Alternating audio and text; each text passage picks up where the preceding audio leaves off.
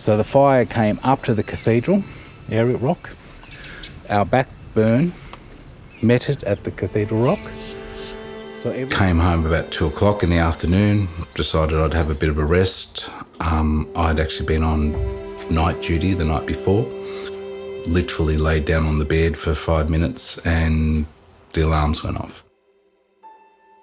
You couldn't tell whether it was 2 o'clock in the morning or 2 o'clock in the afternoon. There was a constant wind at your back, there was a constant roar. So basically it was just a case of run, run, run, run, run. All we could do was fight spot fires. Yeah. So it's like Twilight Zone. You've gone from having your residential area with your gardens and bush for every direction you look, to walking out onto a green grass with the house still there, but everything around was black.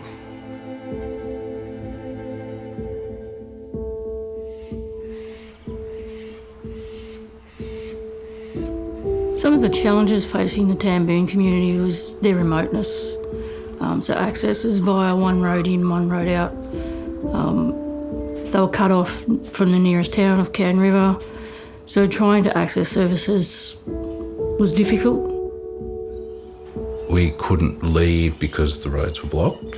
We couldn't get food because the roads were blocked. Ended up being here, I think, a total of 3 months. There is a term called bushfire brain, so people are confused, not retaining information. They've got so much going on. They're trying to deal with insurance companies. They're trying to find somewhere to live if they've lost their home. So it's having someone else to carry some of that burden initially and then walk beside them for a period of time, and just having that connection, someone to talk to when things get too much. Recovery support is the help that we get immediately after a disaster that enables us to pick up and continue with our lives.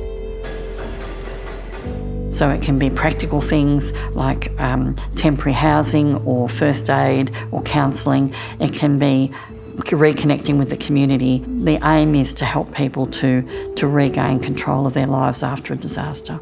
Way before the fires, we decided we needed to have some sort of firefighting equipment around. At that stage, I was connected with Gippsland Lakes Community Health, Melinda, and she would just ring me all the time and say, "What are you doing?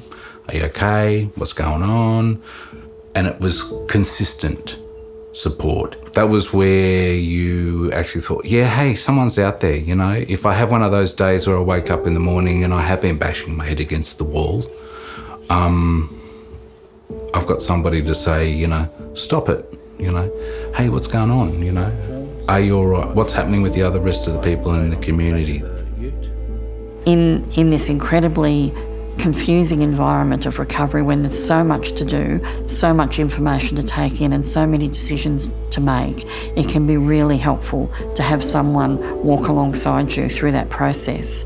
So being able to reach out and seek that help is going to make a significant difference to the way your recovery progresses. As a group, as a community, we still talk about what occurred. Prior to the fire, we're all friends with one another, but we didn't really know one another that well. Whereas we know one another better, we know what people's personalities are like. There hasn't been a time frame for us. We didn't have to adhere to an agenda. We just had to make sure we were okay and that we got through it all. Well, it was sort of worked out how to get these big drones. Everyone's experience is different, but it's really important to have support after a natural disaster. So speak to your GP and contact council to find out what support is available for you.